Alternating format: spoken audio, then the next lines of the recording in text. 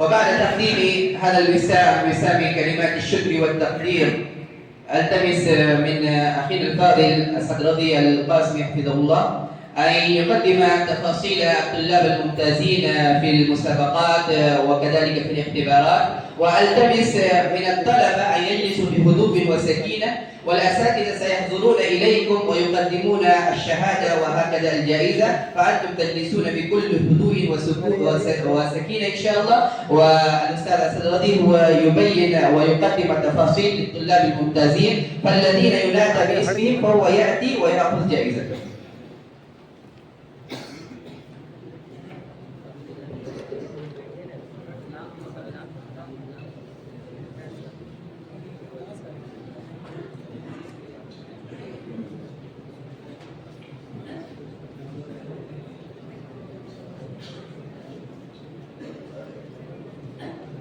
نعم إخوتي الطلبة،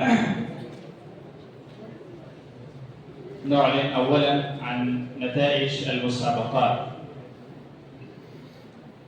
نبدأ بمسابقة الخطابة، فالفائز بالمركز الثالث محمد سهيل، رقم الاستمارة 2 بعد 100. التمس منه أن يتفضل ويستلم جائزته من الأستاذ المقري محمود عادل.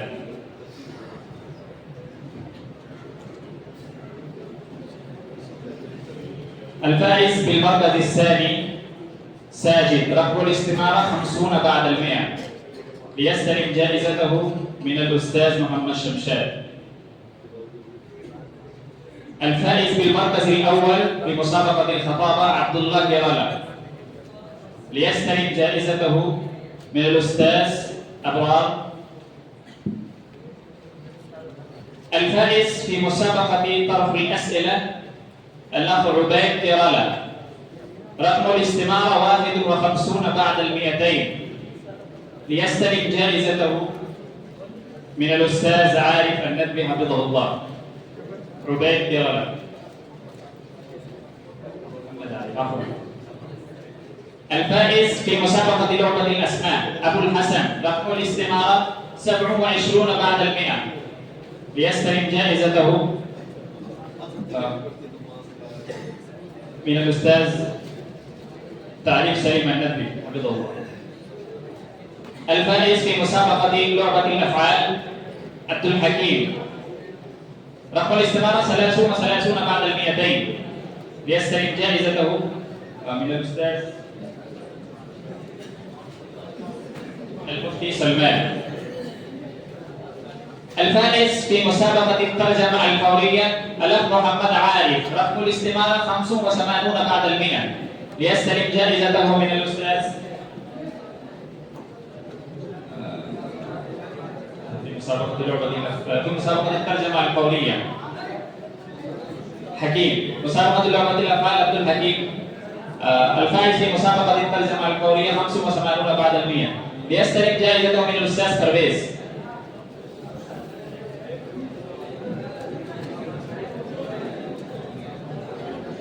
الفائز بالمركز الثالث في مسابقة كتابة المقالة حول القضية الفلسطينية، الفائز بالمركز الثالث محمد كاظم بلالي، رقم الاستمارة 48.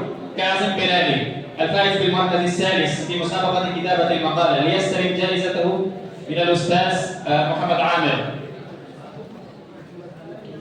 الفائز بالمركز الثاني في مسابقة كتابة المقالة عبد الرحمن، رقم الاستمارة 26 بعد 100.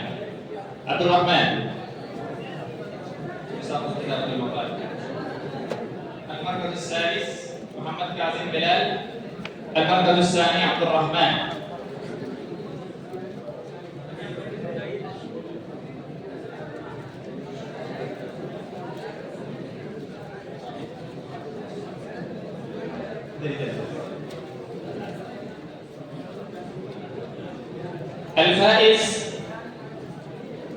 الفائز بالمركز الأول في مسابقة كتابة المقالة حول القضية الفلسطينية فوزان صالح، رقم الاستمارة 59.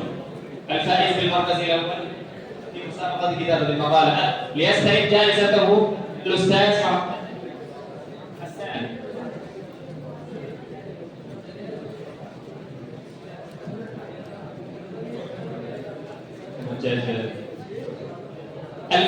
مسابقة كتابة لمحاضرة الشيخ بدر الرحيم المجددي حفظه الله فرمان خان، رقم الاستمارة 46 ليستلم جائزته من الأخ محمد أسامة.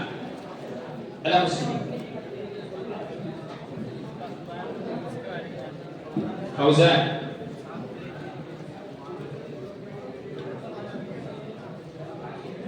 الأخ فرمان مسابقة كتابة التلخيص ليستلم جائزته من الأستاذ سالم. نعم.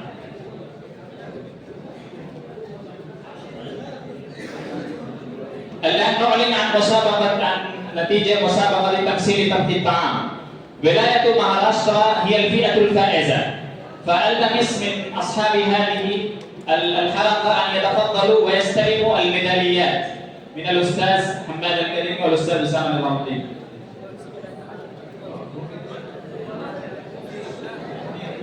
ولاية مهاراشترا الجزبة، ولاية مهاراشترا الجزبة.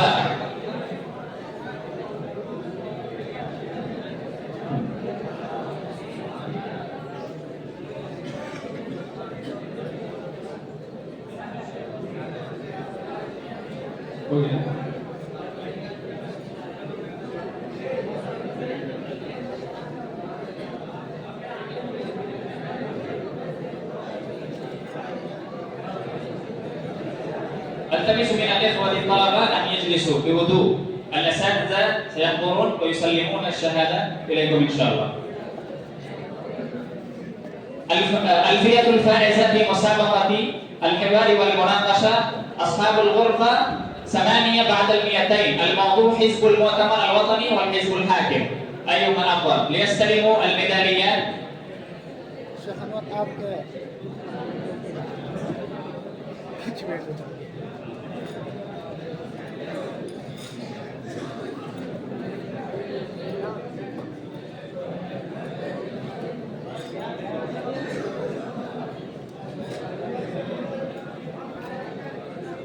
والآن أصحاب الكراسات الممتازة لتسميع المحفوظات.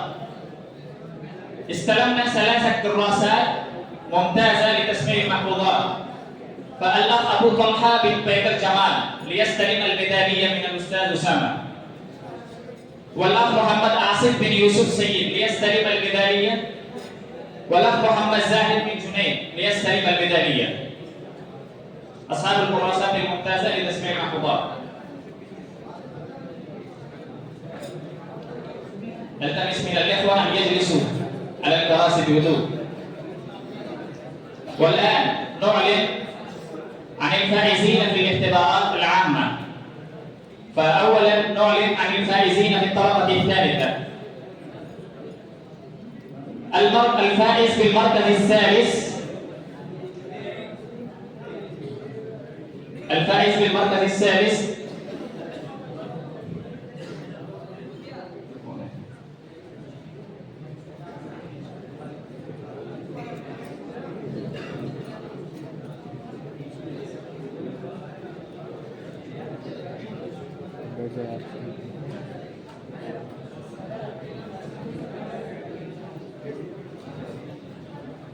حصل الجميع على الميداليات.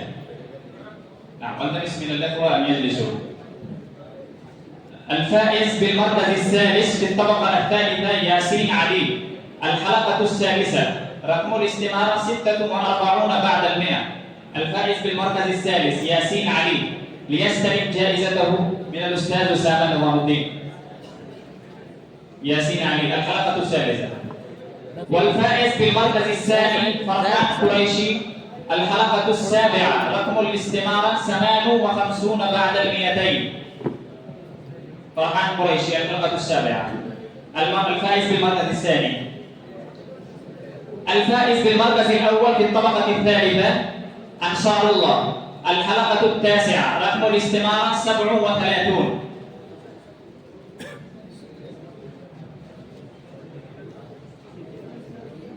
الفائز بالمركز الأول في الطبقة الثالثة الأخ أنصار الله، الحلقة التاسعة، رقم الاستمارة 37. أنصار الله الفائز الأول في الطبقة الثالثة.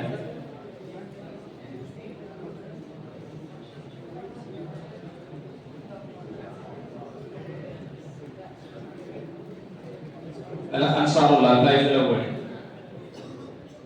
والآن نعلن عن المراكز في الطبقة الثانية. الفائز بالمركز، التمس من الأستاذ حماد الكريمي أن يتفضل على المنصة. الفائز بالمركز الثالث في الطبقة الثانية محمد مكرم، رقم الاستمارة 40 بعد 100، ليستلم جائزته من الأستاذ محمد أنبار. الفائز بالمركز الثالث محمد مكرم.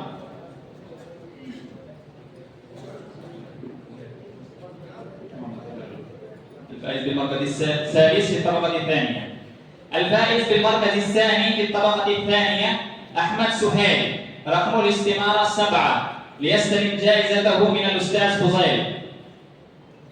أحمد سهيل رقم الاستمارة 7، الفائز بالمركز الثاني في الطبقة الثانية. الفائز بالمركز الأول في الطبقة الثانية محمد نوفل، رقم الاستمارة 86 بعد 100، الفائز بالمركز الأول في الطبقة الثانية.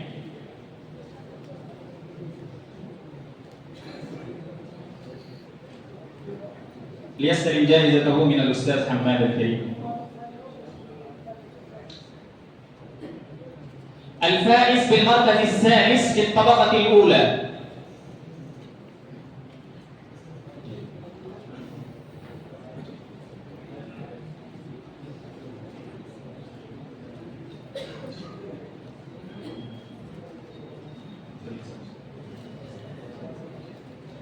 الفائز بالمركز الثالث في الطبقة الأولى محمد فيضان، رقم الاستمارة 13. محمد فيضان رقم الاستمارة 13، الفائز بالمركز الثالث. الفائز بالمركز الثاني في الطبقة الأولى ليستلم جائزته الأخ محمد فيضان من الأستاذ محمد عارف. الفائز بالمركز الثاني في الطبقة الأولى عدنان، رقم الاستمارة 80، ليستلم جائزته من الأستاذ الضيف سليم شيخ إبراهيم حفظه الله. الأخ محمد عدنان الفائز بالمركز الثاني في الطبقة الأولى. الفائز بالمركز الأول في الطبقة الأولى محمد حارس يعقوب، ليستلم جائزته من الأستاذ سجاد حسين القاسمي.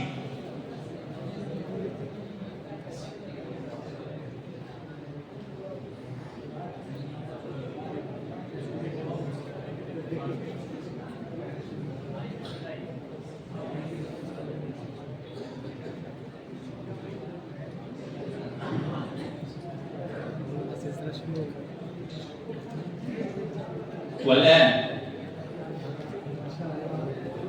نعم أيها الإخوة، كما أنتم تعرفون جيدا أن المعهد الإسلامي العربي أعلن في هذه المرة عن جائزة مباركة جدا، وهي جائزة تأشيرة العمرة وتذكرة السفر للطالب الممتاز على مستوى الدورة التدريبية.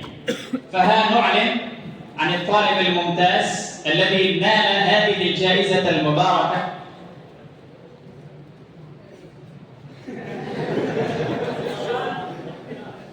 ما هو اقتراحكم؟ رأيكم؟ ما شاء الله ممتاز. نعم، الطالب الممتاز على مستوى الدورة الأخ مبرور محمد عبد الله سامي من طلاب دار العلوم مقدمة، ليستلم جائزته من الشيخ سعادة الضيف فريد الدين القاسمي حفظه الله. فتح الله عليك، بارك الله فيك. والتمس من الاخ مبرور عبد الله ان يتفضل على المنصه ويقدم انطباعاته في دقائق حول هذه الدوره.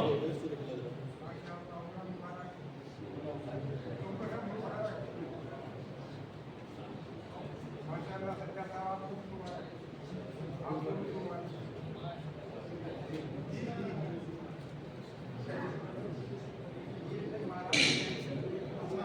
الله الرحمن الرحيم. السلام عليكم ورحمة الله وبركاته. أولا أنا أشكر الله سبحانه وتعالى على هذه السعادة الكريمة الشريفة، وثانيا أقدم باقات الشكر الجميل والثناء الجزيل إلى أساتذتي الأعزاء. في الحقيقة أرى نفسي لست بلائق بهذه السعادة العظيمة، وإني أعتقد هذا فضل من الله تبارك وتعالى، وهذا يرجع فضله إلى حب اللغة العربية السعيدة الخالدة. فحب هذه اللغة مهد لي السبيل لنيل هذه السعادة الشريفة. طبعا نحن ما زلنا نتعلم اللغة العربية منذ سنوات 8 أو 7 سنوات، ولكن ما كنا نستطيع التكلم باللغة العربية بطلاقة وبدون تلعثم. فحين جئنا هنا وجدنا بيئة ما أحسن هذه البيئة، وجدنا نظاما لا نجد أي نظام أحسن من هذا للتكلم باللغة العربية. طبعا الطالب يحتاج، أهم ما يحتاج في التكلم باللغة العربية هو أن يجد بيئة عربية خالصة ليمارس هذه اللغة العربية في حياته الشخصية. فالمعهد يوفر ذلك. الحمد لله.